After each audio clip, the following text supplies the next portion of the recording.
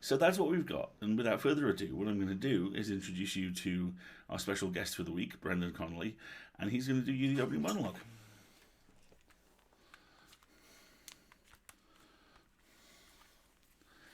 Good evening, Brandon. How you doing? Hi, Alistair. Yeah, I'm not bad actually, especially not for midweek Wednesdays, huh? I know, right? I know. Kind of not quite anywhere, and It's yet, just, am I right? Am I right? Hump day. Yeah, but yes. days have lost all meaning, right? As well. But it's been a good day. It's Yes, been a it has. hopeful day. Very much so. Yeah, look, we were talking before we came on stream that the pair of us have probably had very similar days in very good ways, and I'm very happy about that. Yeah. So, So, Brandon, we're going to be so, talking in a little bit about the fact that you are just insanely multi-talented author And all the t-shirt men and in the and chat. and and game designer, and you have extraordinarily good taste in t-shirts. But before all of that, I was wondering if you'd like to read the opening monologue for us this week. do it. Fantastic. Strange words, strange truths. There's a tax for living in small town. No one tells you, but everyone knows. The tax is a life. It's a generational toll. That horrific moment where the law of averages collides with the natural world. I grew up on an island. We lost a kid to the sea one generation and to cancer the one before that. One of my closest friends, his loss was my first encounter with mortality, an event that shaped my life at 16, to some extent. It does. In Stranger Woods revolves around a similar event. In a small Minnesota town, Jacob goes into the woods, vanishes, and then dies. His loss shatters the town, and his younger sister, Peregrine, Lily Mae Harrington, finds herself drawn to the local survivalist, Howl, voiced by Patrick Page. Howl is a Tom Waitschian ideal who looks like an archetypal unsub, bent double under a tragedy of his own. In an effort to understand her loss and to punch mortality in the face, Peregrine persuades him to teach her survival skills. Following months, her friends get caught up in the same curious orbit. The determined, intense, furious young woman, the laconic, reluctant outsider. And he represents both the edge of the village and the life that lies beyond it, the life that they blame for the death of their friend. Working together, the friend finds something bigger than the town. But for Peregrine, that isn't the point. The point is the final, when Hal will drive them into the woods and leave them alone, with no idea where they are, minimal resources, one task: I'm alive. Carlos, excuse me. Carlos Garcia's show art encapsulates everything about the show in a perfect frozen nutshell. A young figure, well equipped but still small and fragile, faces the weather and the woods, which serve as both metaphorical and literal barrier. If Peregrine beats the final, she can go home. If Peregrine beats the final, she won't want to. Another truth of small town life reveals itself. Growing up is growing out, and sometimes that takes tremendous courage to realise. Courage is one of the defining traits of the show, especially in the gutsy way it mixes two formats. Presented by co-creator Brett Ryback, it's very much a straight down the middle, Bear Brooks style true crime story. There's the distanced, respectful tone, the sense of lurking menace and tragedy, until suddenly things turn. The liminal space of the woods becomes the liminal space of genre.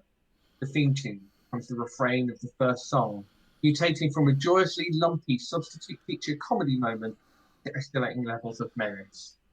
You get ghosts of rhyming structure and Brett's dialogue. Suddenly he bounces that single line. After that, everything has changed.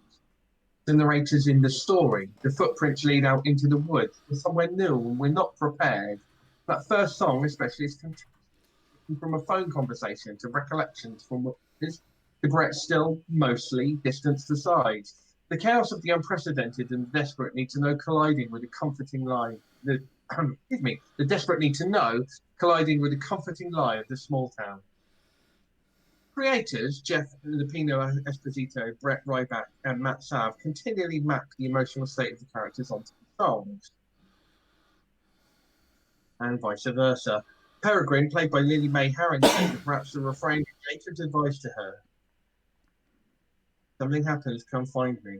like a garland of forms living inside the nebulous and defined failure she grappled.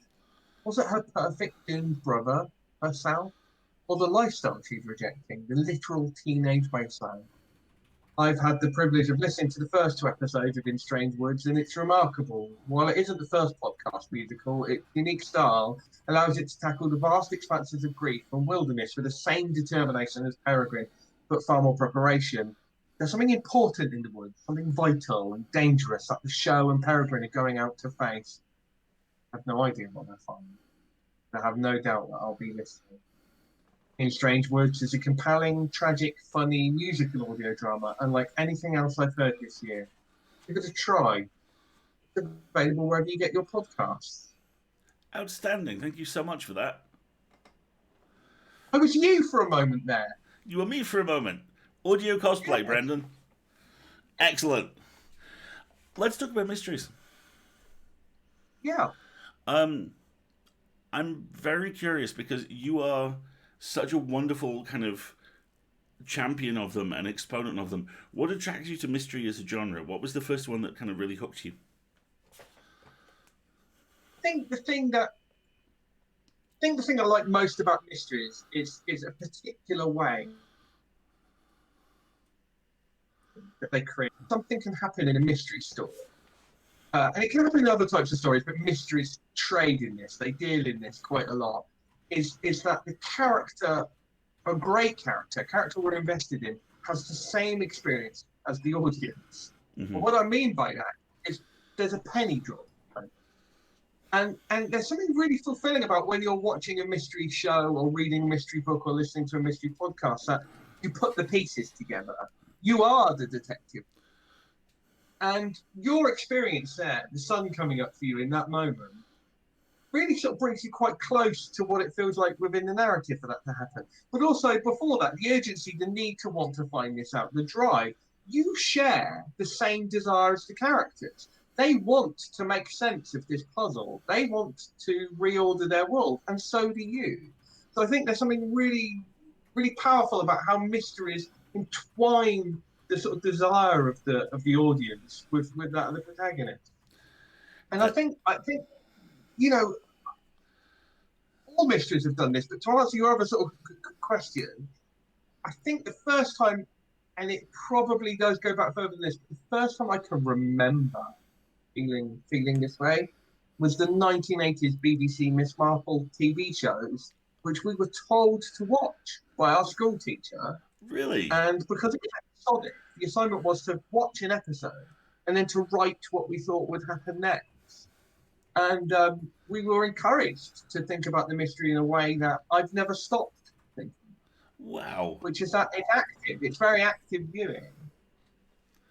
Yeah, you're absolutely right, because you're assembling possibilities at the same time, as you say, as the characters are. The example which always struck me, I used to be very fond of a show called Cold Case, which was one of the kind of extended CSI verse ones. Yes. The gimmick, for those of you who haven't seen it, is the characters in this particular unit specialize in cases which have gone cold. And as they reinvestigate them, they often interact in a way which the show very carefully never confirmed was supernatural or metaphorical with the victims. So there is an episode where they get the solve and the victim toasts them from the end of the bar, that kind of thing.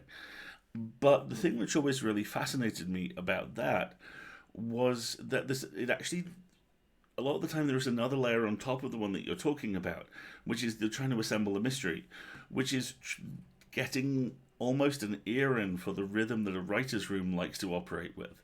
The running gag with Cold Case was always, it's always the third person, unless it's the first person they instantly write off because it couldn't possibly be them. And, Right. if you get a red line through their name, it's absolutely them who's the killer, and they'll be back by the end of the episode. Who could it possibly? Who could it never be?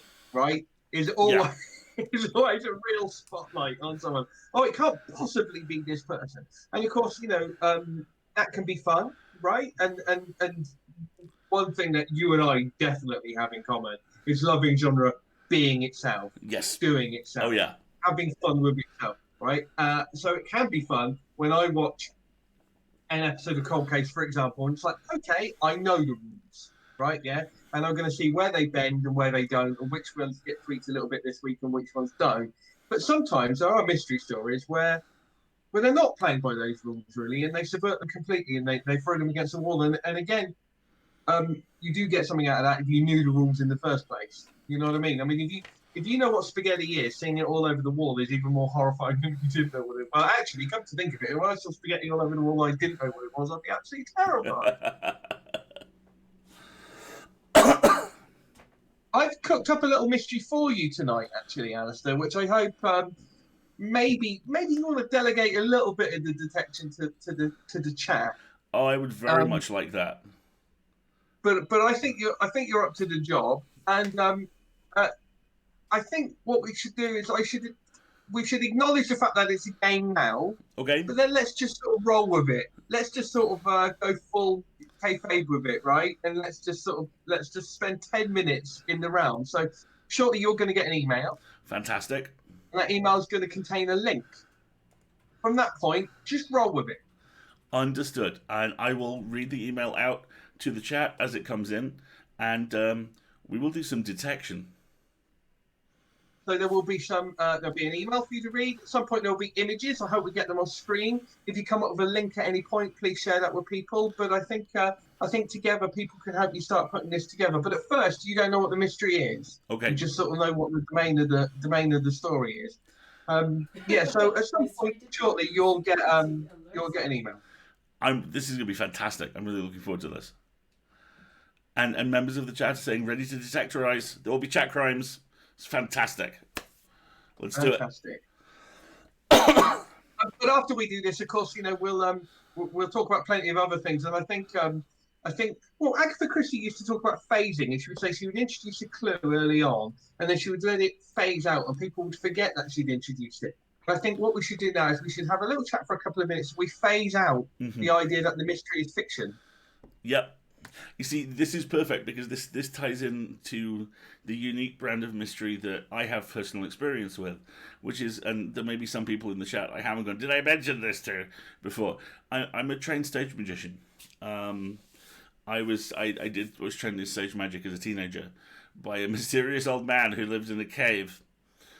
Actually, it was Peel, but it was like a cave, and seriously, that's really the wait, you're a trained what? Oh yeah, hidden depths. Okay, we'll put that on the list of topics for next week, chat. How about that? That training has really become instrumental in the risk of sounding intensely pretentious, my appreciation of art.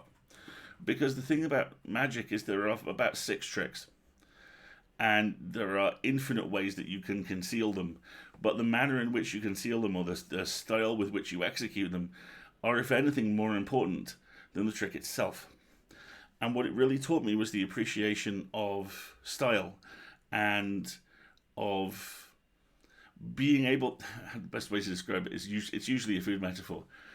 A burger is always just a burger, but a really good burger is made from the same ingredients by someone who knows how to make a really good burger. And it really focused me in on the appreciation of artistic ability and intent. That because magic is this fantastically varied and at the same time relentlessly small-scale profession, I got a real idea of how to do it well and what happens when you don't, and the joy of the journey as much as the joy of the destination. I do believe you have an email. And I have an email. Shall we read it for the chat? Which I'm going to read to the chat. This is from Emily Darkwood, and it reads, Alistair, do you remember Josh Fisher? We worked with him in Robinson's. Quiet guy. He's on Twitter now, and you've got to see his tweets. Poor Josh, I had no idea. Did you? And there's a link to Truthfisher, his Twitter account, from Emily. P.S. We'll have to talk about the inauguration tomorrow, but he's gone! He's gone! I always liked you, Emily. So, I'm going to open the Twitter account, because it's a link, and as you're instructed. So we have Josh Fisher, Truth_Fisher, Survivor. I love the great outdoors. It's time for me to be free. just a heads up, folks, as we start to delve into the mystery side of things, we do have a couple of content warnings here for bullying and for threats of violence to children. Yeah. Just so you know, we'll put them in the chat a couple of times throughout the mystery. We have the Twitter account in the chat. I'm going to read the tweets out as well, so you have multiple ways to get to them. There's a lot of them. You might have to get picky after a while. Okay. So, most recently, on January the 19th, Josh tweeted, "I'm making cookies. I'll post a picture later." And he did, and they look pretty good.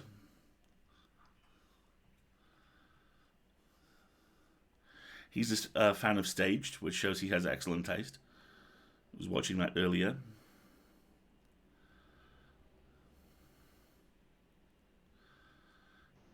Read that one about a smartwatch. Yeah.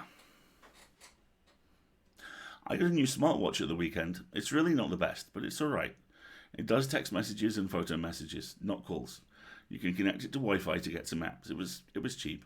I didn't want to jump in and get an expensive one when I've never even had one before. And moving backwards through his timeline, things do get a little dark. We have bullying isn't okay. I've done the right thing. It feels good to get this off of my chest. I've never told a lie, not about any of them. They're bullies. It's time I've said it. It's time I came out and named them all. The world needs to know what these psychopaths are like. And in fact, that is the end of a full-length thread, which I shall read. After school, my first job was stacking shelves at the local Robinson's Metro. Late nights, I'd put my headphones in and just get on with it. It wasn't too bad until my manager quit and a new one started. Colin Derry. He still works at Robinson's. He's a thug, racist, homophobe. I temped for years after Robinson's. It took a while to get going, but I liked it because I didn't feel like to feel trapped. Mostly office jobs, filing, data entry, headphone jobs, I called them. Wanted to keep my head down. They never paid well. They usually went okay. At the start of lockdown, I was working for a travel company, Globe Express. Tacky company, and I'm not surprised they went bust. For a while, I got to do that from home. They let me go in November. November? I ask you. I started applying for jobs right away, and this afternoon I had my first interview. Online. It went okay at first.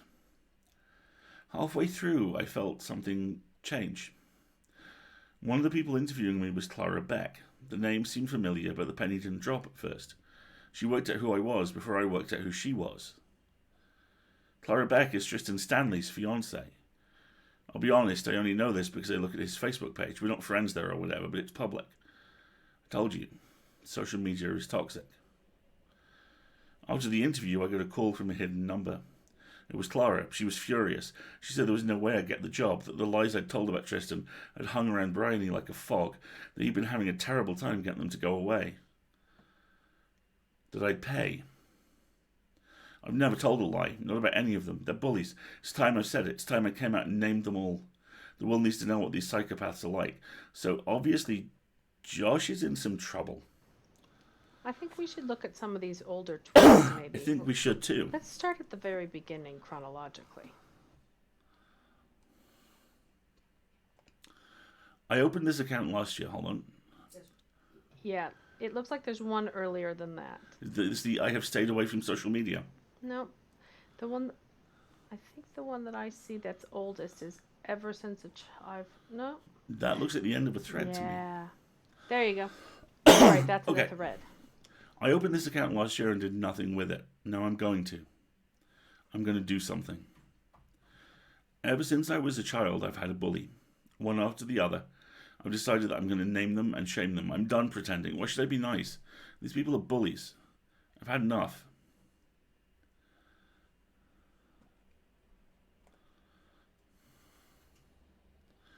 My first bully was my stepdad.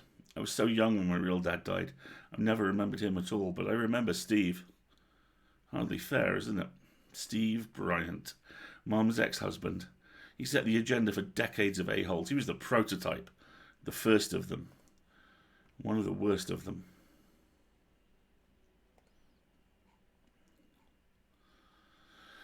I went to Falcon Hill Primary School in Henley. My early memory is pretty patchy. I don't remember the names of the kids in my classes, but I do remember the names they call me. Oh, we have a text message that's come in.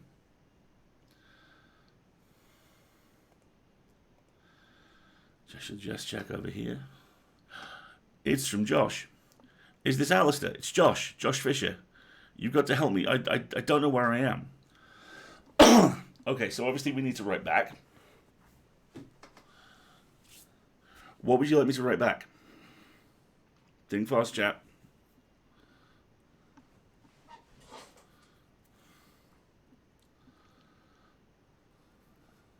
And yes, that was the Solid Snake noise. I'm going to respond with the classics. Being really impressed by Margaret's touchscreen and saying, Josh, are you okay? What can you see?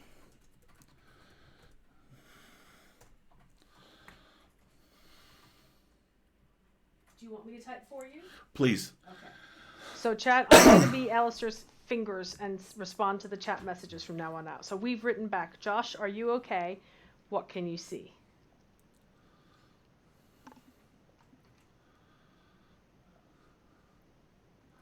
While this is going on, I'll do another little bit of the Twitter thread. When I was older, Mum somehow talked Steve into sending me away to Bryony College. I didn't feel like I belonged there because I didn't. I never will. This is what it looks like these days. I'm sorry. Why don't you finish the tweet and then just explain to the chat for folks who aren't from the UK what a college is? Okay. Basically, the US and the UK have entirely different definitions of what private and public school means. They're swapped. Public school over here, confusingly, is private school, where you are sent away to an academy to learn important things which will help you in your life, and none of them ever help you in your life. College does not mean university or No. a 4-year post-high school education. It means the last couple of years of high school where you go to study for your exams. So think 10th through 12th grade Americans.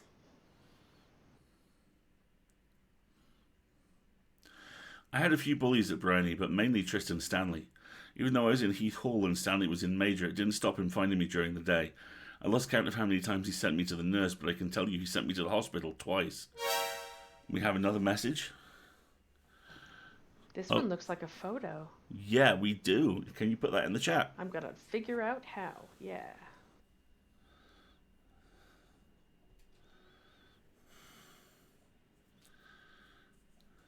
That's a closed white door.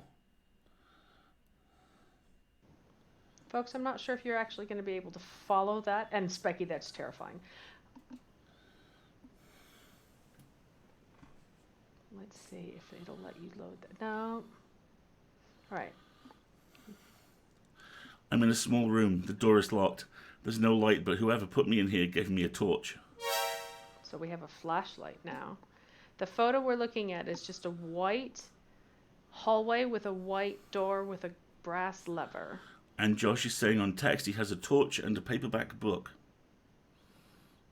Go Douglas. I'm sorry. That's so bad. What are we going to write back to to Josh? Should we ask him if we should call 911? Actually, that's a good question. Does he have phone signal? You know, can he connect to an emergency line like that? Okay. Josh, can you call Also, what's the book? police? So we're writing back to Josh. Josh, can you call the police? Do you have a signal? Now we have another photo. And then we should ask, what's the book? Next question. Also, what's the book? There's a bunch of literate folks in here, isn't he? What's the book? What's the book, Josh? It's our clip.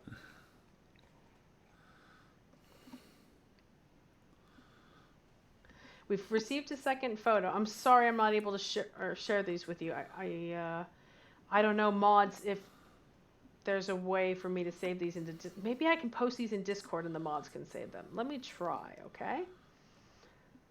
That's a good call from Wendy. He's using the smartwatch. I think he is. Out. Yeah. Mystery. All right, I'm going to try and save these photos, everybody, and see if I can get the mods to post them from our Discord. Oh, this is getting terribly complicated now. What's Josh saying? We currently have as the most recent text message the other part of the room. He's in a cupboard. This is a very narrow room. It looks like he may be locked in a cabinet or something. Oh, hush. All right, you want to keep reading through his Twitter thread, maybe? Yeah. Mom divorced Steve when I was 13 or so. That was when I was 13, so I got out of Bryony and could go back home, back to Henley. I went to the Pegasus school. I started after the Easter break. The bullying started on day one. I was expecting it, but that didn't mean I was ready for it. And this was even though I was a big lad by then. I hit 6 feet quite a while before my 15th birthday. I wasn't exactly a beanpole either, but I didn't feel big. Not like that anyway. Never felt strong. Rain, just to answer your question, what I'm doing is reading the stuff from Josh's Twitter account, and we're also getting text messages coming in from him. I'll put Josh's Twitter account in the thread again. I'm going to put Josh's Twitter thread in the chat again for folks. And Discord mods, I've uploaded the photos to our server. If you could pop those in for us, that would be great. Josh has gone silent. We're waiting for a response. So, Alistair, why don't you give us a quick recap of what we've discovered so far?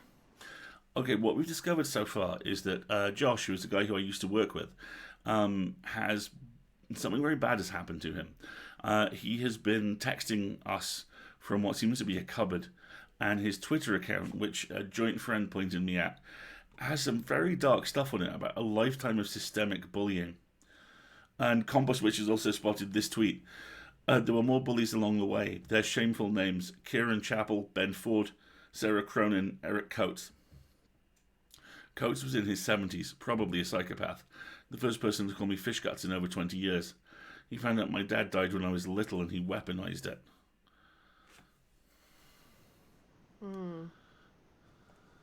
Okay, so right now we've got our friend Josh stuck somewhere, sending us messages on his watch. We received an email from Emily Darkwood, who seems to be someone that he did a job interview with, and she was the fiance of someone who also bullied Josh. Who was one of his earliest bullies at school. Yeah. What's the most recent tweet from Josh? I'm making cookies. I'll post a picture later. This is an interactive game, Kiwi Jelly. Now, Kiwi Jelly, we're solving a mystery game. Fantastic. Thanks, Ducky. Right. Yeah. So And just to confirm, we have a tweet saying I got a new smartwatch at the weekend. It's really not the best, but it's okay. It does text messages and photo messages, not calls. No worries, Kiwi. Yes. No worries, Kiwi. Let's just remind everybody, we have a special guest with us tonight. Brendon Connelly is our guest, and Brendon is walking us through a mystery right now that we're trying to solve.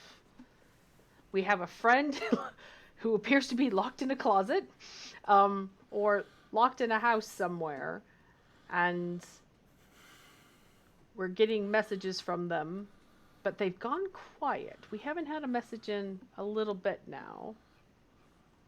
So I'm hoping they're okay. Oh, let's see if maybe they'll send us another message and let us know how they're doing.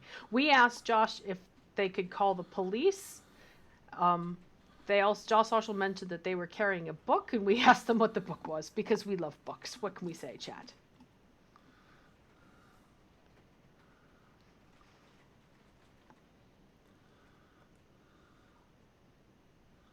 Dapper Cuttlefish reports, he says silver lining a lot. It's activating my ARG sensors, but not anything traditional mystery. But I figured I'd tell everyone. Okay.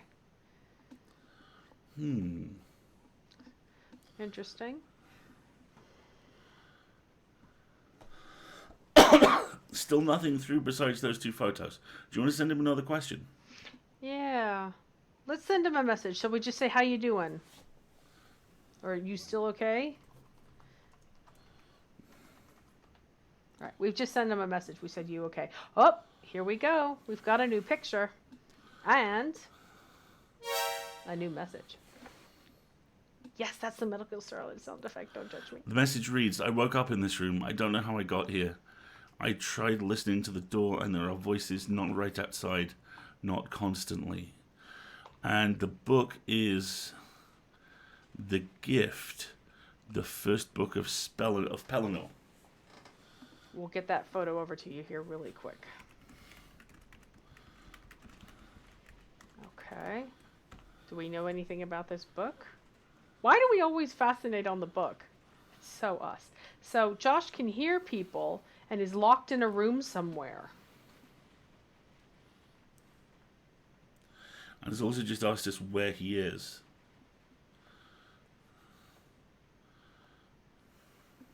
I don't know. So you can see a room and he's got a book. It's like, should we ask him maybe to check? Whether maybe there's anything concealed in the book, something like that. Or a library stamp. Is he in a library? Yeah. Right, mods, that's image 3 coming to you now. All right.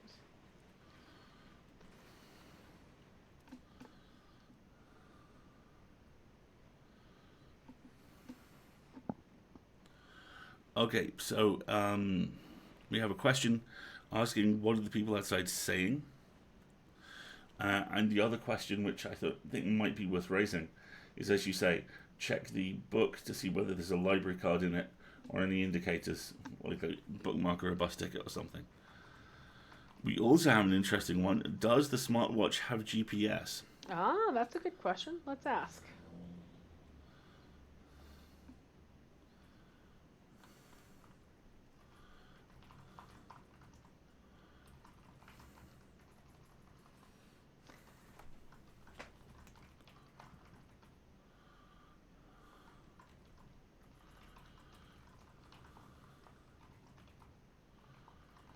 Okay, so I'm sending back to Josh. Check the book. Is there anything in it, or does it have a library stamp?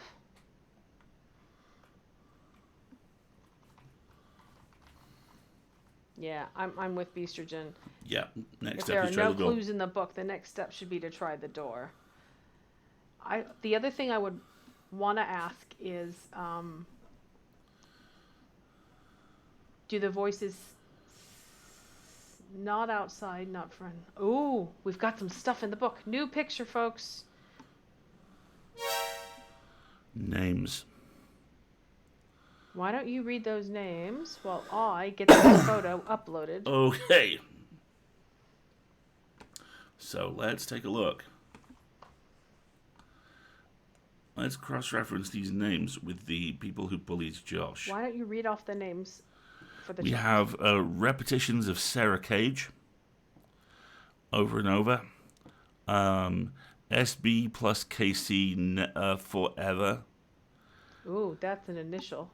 And Kian. Yeah, and also there is the page torn out.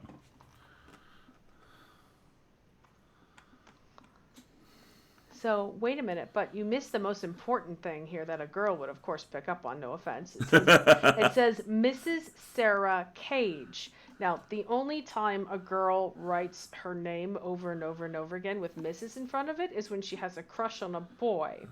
So, Cage is not Sarah's last name. It's his. Is my guess. It's Yeah. his last name, because also look at the mods have the photo right now, folks. They're about to send a link to the chat, but we've got a little SB plus KC forever with hearts thingy. That's true. It doesn't have to be a boy, Ocean, but traditionally it is, because she's writing her married name, not her maiden name, which is what I think is going on here. So The only initial we have that checks out as SB is Steve Bryant. Okay, and remind us what we know about Steve Bryant. Steve Bryant was Josh's stepfather, who his mother divorced when he was 13. What's his mom's name? We don't have his mom's name. What's Josh's name? Josh's name is Fisher. Josh's name is Fisher. And this would be mom's maiden name anyway. Yeah. Okay. Josh. Is that your mom's married name?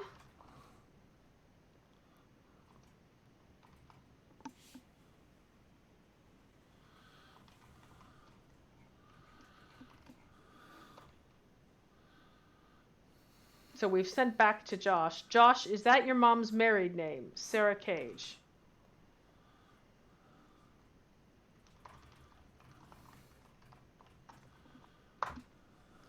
Maybe Josh has got back in time.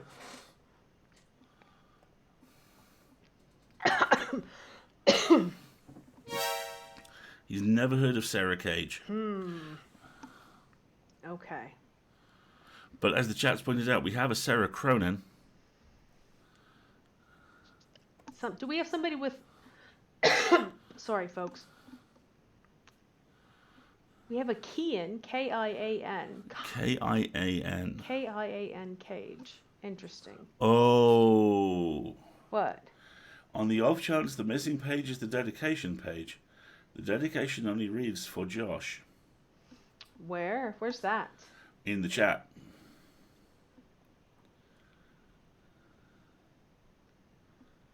Is this an actual copy of the book? Does somebody have an actual copy of this book? Yeah.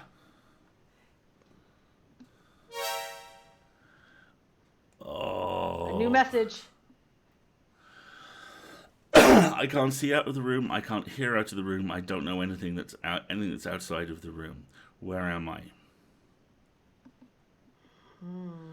And we have that dedication confirmed. Thank you so much. Well done, Ash. Nice. Nicely done. I think the time might have come. I think it's time to try the door. Yeah. And yes, we clearly should. We have another text message that's just come in. If you can find me, maybe you can send the police to me. Okay. Where do we think he is? Well, he's in a library with... It's the school. Do we think he's in the school? I think he might be in the school. But we're going to need some more confirmation of that if it's all possible. Okay, let's tell him. We think you're in the school. How can we check? Do you hear kids playing? We don't know. It's the library chat. We are in the middle of trying to figure that out. But the book and the decor kind of maybe suggest it. That's true. If it's 11 p.m., he won't hear kids. I've said, oh, hold on. I'm trying to do like 8 things at once.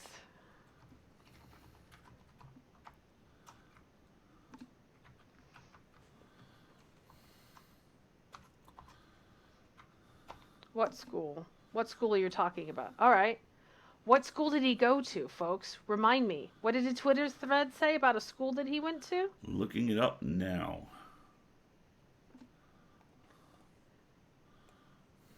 Robinson's was where he worked. Yeah.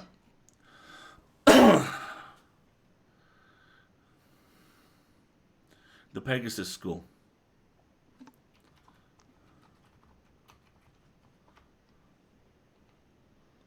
We've written him back and asked. Or maybe Ryon.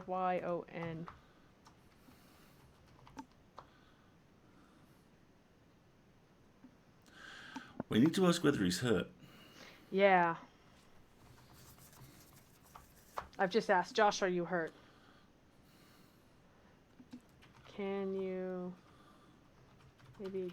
I think Josh checked the door earlier, didn't we? Wasn't that one of his first messages that the door was locked? Let me check on that. The door's locked. There's no light, but whoever put him in there gave him a flashlight and a book. That's weird. Very Harry Potter under the stairs.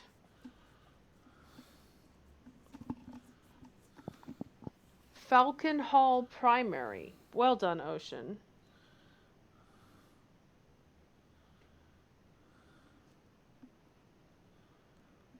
Wow, this is a little tense, to be honest. I'm like, oh yeah, maybe he's at a hotel, but... Let's see. Is everybody doing okay so far? Like a note stuffed in the battery compartment. That would be classic.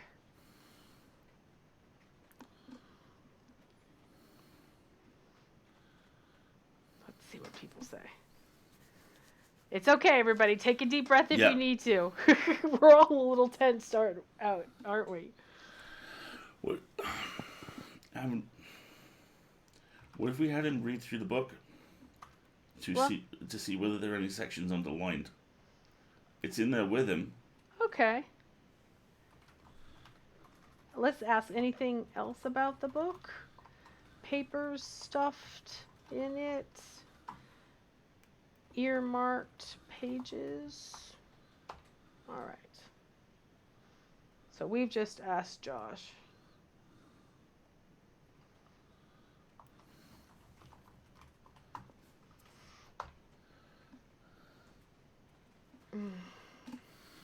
Okay.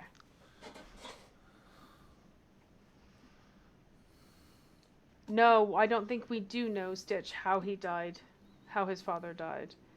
We don't know where to send the police to yet.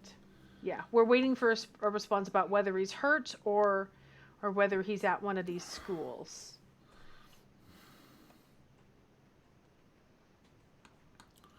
Can't. Because we don't know where to send the police yet, Wendy. That's exactly why.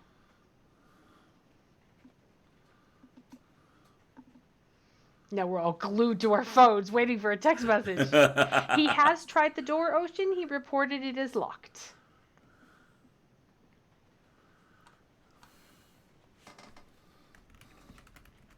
Do you think you need to check your phone for these text messages? I think you might have been missing some. If he's hurt, we're trying to get a response. It's all good. The carpet in image 2 looks like there's been something heavy moved. Oh, well spotted, Doc. Okay. We've had a couple of other text messages. You check your phone. I think we've had some messages from Josh. Thank you. We got a couple of messages coming in. Brownie is big. If I'm in Brownie and the police come looking, I hope they know where in the school I am. I don't know whoever locked me in here to panic. I'm groggy. I'm not hurt. I don't know how I got here. The last thing I remembered was getting my cookies out this morning, pouring a glass of milk, and then... Okay. The only thing marked in the book seems to be the writing inside the front cover that I showed you. Where are you getting these? They're in the...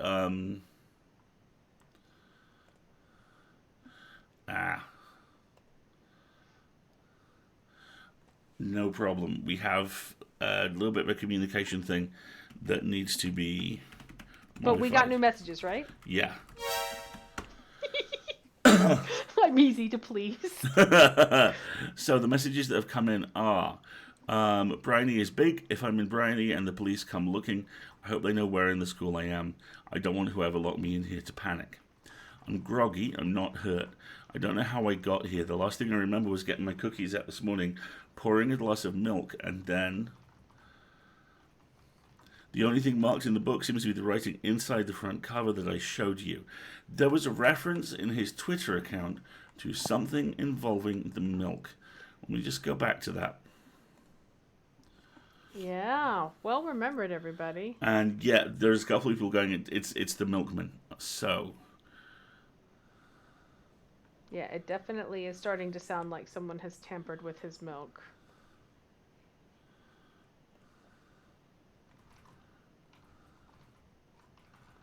Okay, hold on. So many open windows. Silver lining was important. I'm not totally Me going back to having a milkman and getting Dapper. my milk in glass bottles with tinfoil tops is another good thing that came out of the pandemic. Silver tops equals silver lining. His milkman's drugged him. That's what it sounds like, yeah. Or he's getting his, as Wendy says, he's getting his milk doorstep delivered, easy to tamper with, not necessarily by the delivery.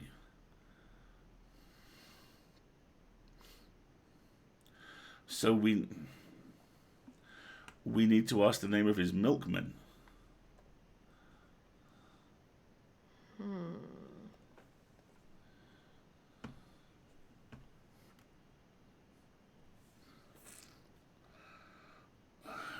Okay. So our job is to try and figure out where he is. Let's see. Let's look at the photos a little bit more. People are like, I feel like this was an... He can't see through the walls, hear through the walls. He has no GPS. All right. He's in some place with a book that's been written in and had the dedication ripped out. But that doesn't tell us anything about where he is. He can hear voices. He's in a locked closet.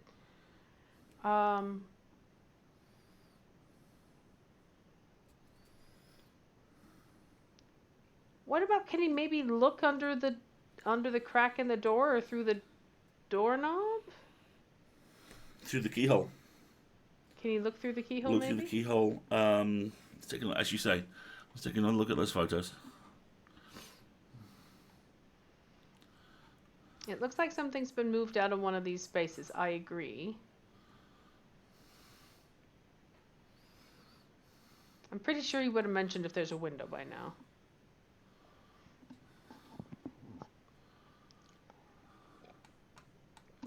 We'll have to ask lots of questions about where he's getting milk delivered from after we figure this out. Thank you very much, Duck Pond. I appreciate it. That's carpet. It is carpet. Yeah. And it's a very small room. It's a small room with carpet.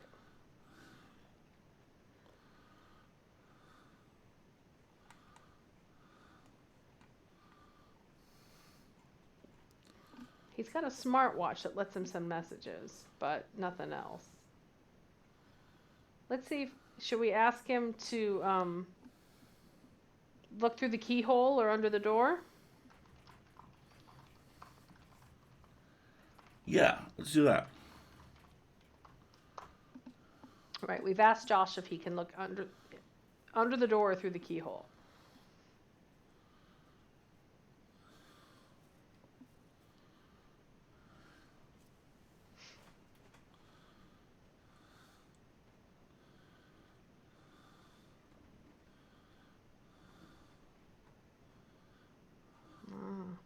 Let's see. We have another picture, chat. It's a close-up of the lock on the door. Hang on. Let me get this moving on over for you. Oh my gosh, this is so tense now. Plus, it's absolutely teeming down outside. It's very atmospheric now that it's pouring rain. Exactly. Let's see.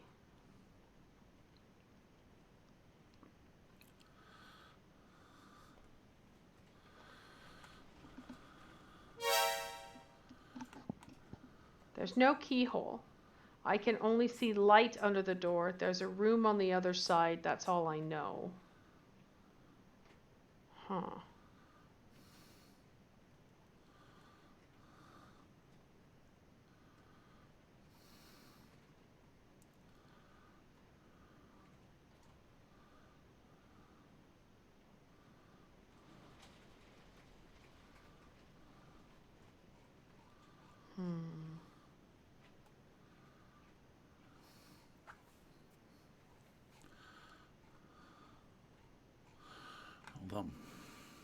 Oh, we missed a message earlier. It says, I don't have my phone. All I have is my smartwatch. I texted you because your number is so memorable, seeing as it's your birthday.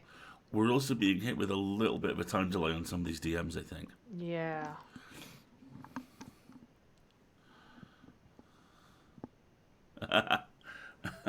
What Wi-Fi network is it connected to? Oh, yeah.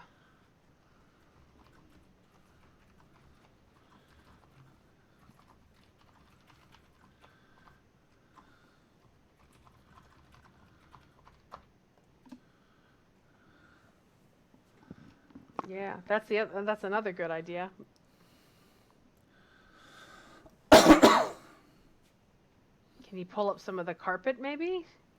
That was going to be my next suggestion.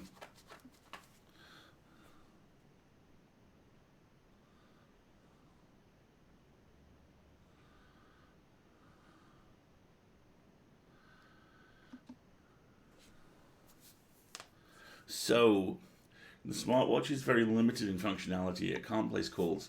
It doesn't have GPS. Right, But but it does he's do... going to pick up Wi-Fi. Yes, so if it can pick up Wi-Fi, then we should be able to find out what the name of the network it's connected to is, which, unless it's Senor Nacho's Wi-Fi cheese hat, might give us an indicator. Oh, here we go. Eden. I tried connecting to Wi-Fi. There's only one network. It's called Eden. Okay, now I'm starting to think we're in a church. The network name is Eden 38. Eden 38.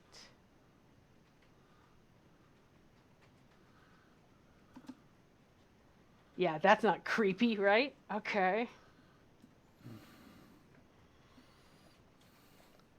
Sounds like a church.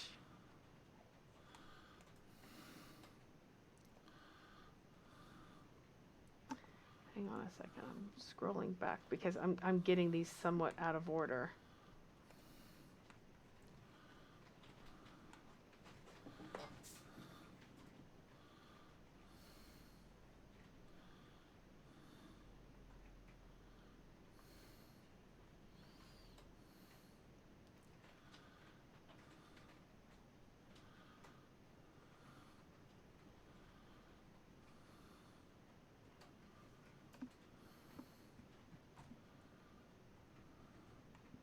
Sorry, chat, we're all thinking really, really hard. Thank you for the heads up on that, Beastrogen. What's going on? Beastrogen has just said, don't Google Eden 38. It's an unrelated 2015 Twitter account and a lot of not safe for work links. Okay, thank you very much for that.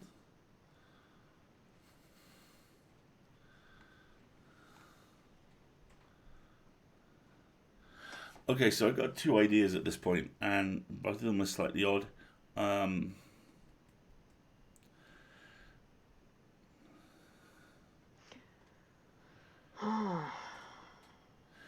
Silvercolor suggested that we DM his phone to see who has it. Zalia says, I think he's in the school. The houses in the school are named after UK PMs. All right, remember from the Twitter thread? Oh, you're brilliant, Zalia. Well done. Which school is that? Looking backwards now. Which school was it, chat?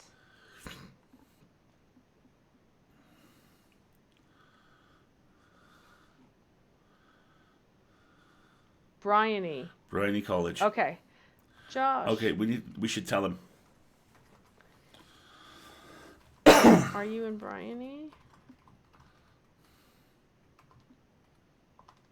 The houses are named after PMs, right?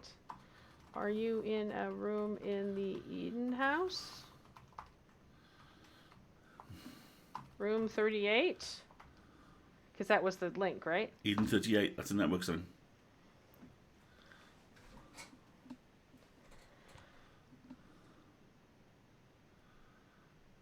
Zalia, you're freaking brilliant. Well done. Is there a prime minister whose last name was Eden? Anthony Eden. Okay. How would I know that?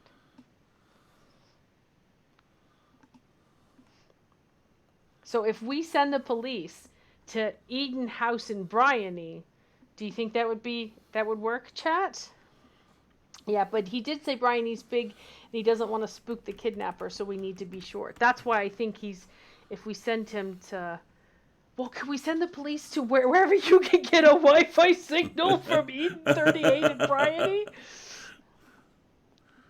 I do not, Ocean. I do not know UK Prime Minister, so I am very thankful to Zalia for this.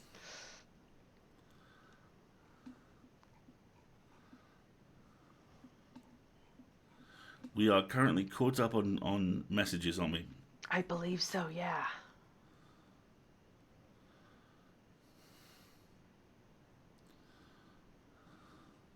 All right, so we've got... The only other thing I can think of is asking him if he recognizes the carpet.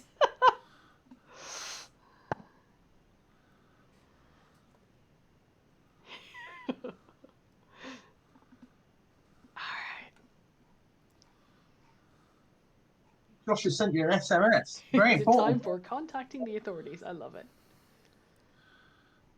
Oh. You checking through his Twitter account again to see? Yeah, and I'm... Oh. I don't have anything new. I'm at the top of the GM thread. Okay. That's fine. The last SMS I got is the network name is Eden38. Yeah, same here. Josh, buddy, you okay?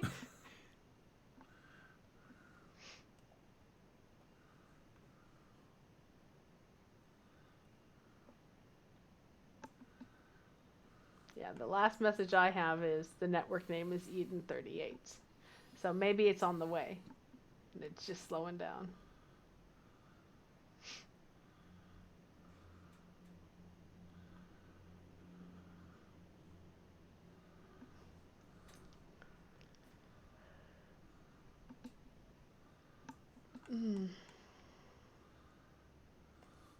He says there's a room on the other side of the store. That's all I know.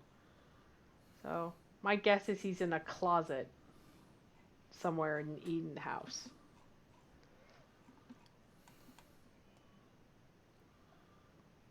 But I it's think done a we lot used of to work bad with things him, in the Ocean. last few years, but this delay is probably my least favourite. And he remembers our phone number because apparently it's our birthday or something. I'm still very sus about Emily, what's her name, who sent us this email in the Just first because her place. second name is Darkwood. Yes, that's not at all fishy. I can tell you what the SMS says, if that might work a little bit better. Go on. It says, "That's it, you cracked it. I'm in the dorm at Eden House at Bryony College. Send the police, send the police." Fantastic. We've just had the next message through. It reads, "That's it, you've cracked it. I'm in the dorm at Eden College. Send the police." Woohoo! Yay! We did it! Oh my gosh, that was terribly tense. That was fun. Yes.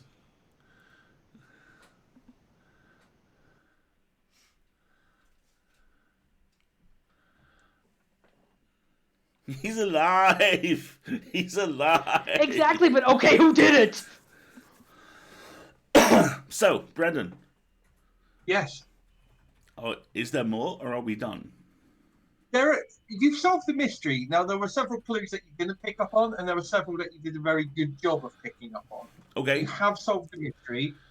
Josh Fisher is in a closet in a dorm room in Eden House at Bryony College, and the contributions of Zalia in your chat were absolutely tremendous and clearly instrumental to Team Escape Artists. Fantastic. Lots of sort of side plot clues there that you did pick up on. The milk and the silver top milk, and the milk being the way that the knockout drug was administered. Yes. The relationship between the writing inside the book and it being a library book, and therefore the page being torn out, removing where the stamps or the sticker for the library would have been Of course. attached. Which confirms it's a book from a school in some way. There are various clues in there that tell you, actually, if you read closely, that Tristan now works at Bryony College, also. So there's more backstory. If people go and they sift through the thread, there's actually quite a few layers of things woven in that will tell you a little bit more about the backstory of this. But you did solve the mystery. Josh Fisher is in Bryony College in Eden House. This was brilliant. Thank you so much. No, not at all. And I just, as you were talking about, seeing something like this configured for this format is really, really cool. And yeah, our chat right now is going, yeah, that makes perfect sense, and doing the digital equivalent of drawing red lines between facts, doing all that good stuff. Brendon, do more of these. These are great. These are fun. Well, I mean, finding a place for them to go is the thing, right? And I'm lucky enough to be your guest here tonight, and I knew you'd enjoy this. So this is a great place for it to go. I knew there'd be people in the chat who could contribute, but these they can't go everywhere. Do you know what I mean? There are special homes for this. It's very much a bespoke mystery, I think, this one. And the idea that the Twitter threads you sort of break up the continuity, right? And people can read separate bits of it, and certain bits can seem to be in order, but you've got to thread those bits. You've got to move back and forth.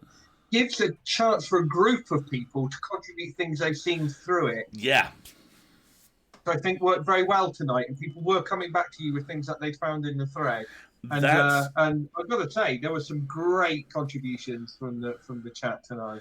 That was really, really cool. That and I mean, I've only ever done one escape room, but that very thing, that kind of you spot something someone else doesn't, they spot stuff that you don't. The concept of overlapping expertise is absolutely what this brought out. And with an escape room, it can be very much about ciphers and codes and numerical puzzles. I wanted to make this narrative. Obviously, the similarity between the Prime Minister's names, noticing those and even having two meanings, sort of edges on that sort of stuff. But often that's the way it works in a mystery story anyway, really. I wanted to make this as sort of real-world narrative as possible. And I hope that if people do want to spend 5 minutes going back and having a look over Josh's tweets, they will find a few other little threads that do join up. Please do. Yeah, I certainly will. Yeah, I mean, I knew you were brilliant before, but this genuinely has confirmed that there is another... hush now. There's another level of narrative genius going on here. What are you working on at the moment? What can I say and what can I not say? Indeed. I'll tell you what I can say about one project, because it's very short, and then we can move on to something else. What I can say about one project is I'm working with the brilliant David Devereaux at Tin Can Audio. Amazing. And David, they are producing the pilot for a sci-fi mystery series. And all things being equal, this sci-fi mystery will be in people's podcatchers later this year, and it's got robots in it, and it stars, or will star, the brilliant Sally Walker Taylor, and it's set in the future. Yeah, not very far into the future at all. All of this is working very well for me. Thank you. And David's fantastic. And the pilot is one of those very hard to do pilots. It's a real challenge, and I sort of know that it's a fastball coming at David. And what's going to happen is they're going to absolutely smash it out of the stadium here. Yeah. So I can't wait to hear the finished pilot very soon. I don't know if David was hoping to be with us in the chat tonight, but the mystery has taken us past the 11 o'clock hour, so I think we've run a little late. But well, let's talk about that again at a later date. But that's Definitely. A really fun, and it's a mystery because one of the things that dawned on me when I did Circles is that there wasn't a clear question, right? So the question we had tonight is, where is Josh Fisher? And I think you can hang a lot on that. You can revolve around that. You can get a lot of gravity out of spinning around that, right? And I really wanted to tell a story where there was a clear question. And this project, Solus, called Solus, and people can follow the Twitter feed, Solus Podcast, at Solus Podcast. If you'd be so kind to put that in the after show notes, that'd be lovely.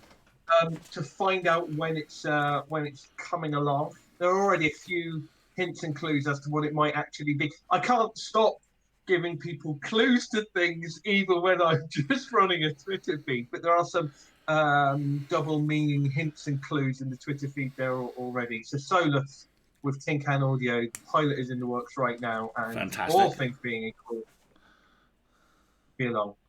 Excellent. There's also Circles, which you touched upon, that there is also Circles, which is a superbly well done horror audio drama.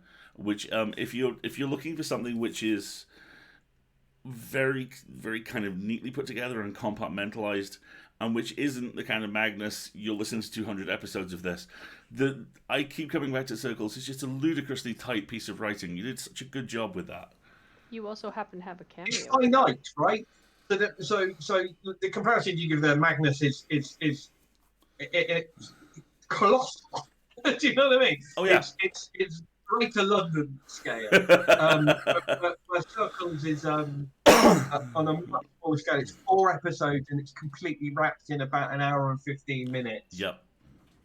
And it also contains my favorite, hardest to find cameo I have ever done. But you're in there. I'm in And there. I'm really pleased you're in there. I'm in one episode. I really wanted you. I really, really wanted you in there. And there were these two forces at work. And one was like, I can't just put a part in for the sake of having a part in and damaging the story. So it meant that your part was small, really. That's fine. But it's there. It's fine. So you've got Solus. There's other stuff I take it that's in the works that you would prefer not to talk about. Well, it's so much I can't like anything. There's 2 statuses, Alistair. One is that I can talk about it, but who knows if anything's ever going to become of it. So there's all the stuff that I'm working on. I'd be happy to talk about some of those things. And then there's some things where maybe something will happen because it's in the sort of position where you can't talk about it. Although it is. I will say a lot of what I write is mystery. Yeah. Stuff. Pretty much everything's got some sort of twist. So on a level, it's like a mystery. Do you know what I mean? On a level, it's like a mystery. Whether you know it was a mystery when you're listening to it or watching it or reading it or not. And other than that, I'm quite agnostic in terms of the medium or the genre, I suppose, really. So I'm very keen to get some comic stuff done. So I've been scripting and pitching some comic stuff, and I found some, with your help, actually, sometimes some great comics out there that I've been pitching towards, and you know, who knows if any's going to become of those. But the little time twister or future shock sort of story. Yeah. I've been writing a whole bag of those, and that's fun. And it's a good writer's gym as well to write a bunch definitely. of those. And if there's anyone listening to this now who's a great comic book artist, just thinking, oh, I need a writer, I'm the other side of that coin. Just be in touch. You know? I really want to do more comics. I think actually, in the way that I spent a couple of years playing with audio and really getting my feet under the table and getting into it, and now I feel like that's it. That's part of what I do now. That's going to be something I do forever. I'd love to get the comic book plate spinning as well and have that vernacular, something that I always come back to. I think you're heading in absolutely the right direction on that, because the folks that you're working with, just as a quick kind of cultural context for chat members in the US, Future Quake is a very long-running UK indie comic which specialises in what is called Future Shocks. Future Shocks are one-off short stories which 2000 AD, the science fiction anthology comic that has birthed multiple generations of professional comic writers and artists in the UK, run as little one-offs, like I say. It's the best possible way to describe it is, imagine Planet of the Apes in 8 pages, where he lands, assumes it's not Earth, and then at the end it is, and he's like, "You did it!" Yeah, that's a Future Shock. Yeah, spoiler alert, just in case.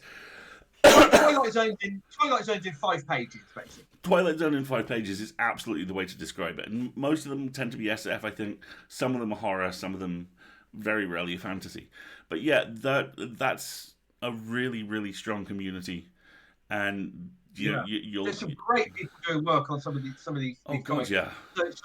So I've been pitching these guys. Who knows? I've written a few TV pilots recently. Again, sort of mystery stuff. I've got a lovely murder mystery feature film script, which my 2 touchstones for it, on the one hand was Agatha Christie, and the other one was Jim Henson. And it's a story that can only be told with puppet animals. There's no other cast of characters. Could not tell this story with you. It must be puppet animals to tell this story. And that's a country house murder mystery, and the genre mutates and twists as it goes on. And I'm very proud of that one. And you know, I don't see a lot of people making puppet movies at the moment. I don't see a lot of people rushing out to make, huge, cast of 10 Muppets in a country house movie. But if they do, have I got the screenplay for them? I But will. yeah, I will be laying often come back. I will be laying sacrifices at all the right altars for that because Muppet Gosford Park is something the world needs. It's a very, very good way of pitching it. Yeah. Until it isn't. It changes to something else. Yeah. Fantastic, Brendon. Please come back on the show again because you're amazing. My pleasure. And this Of course I will.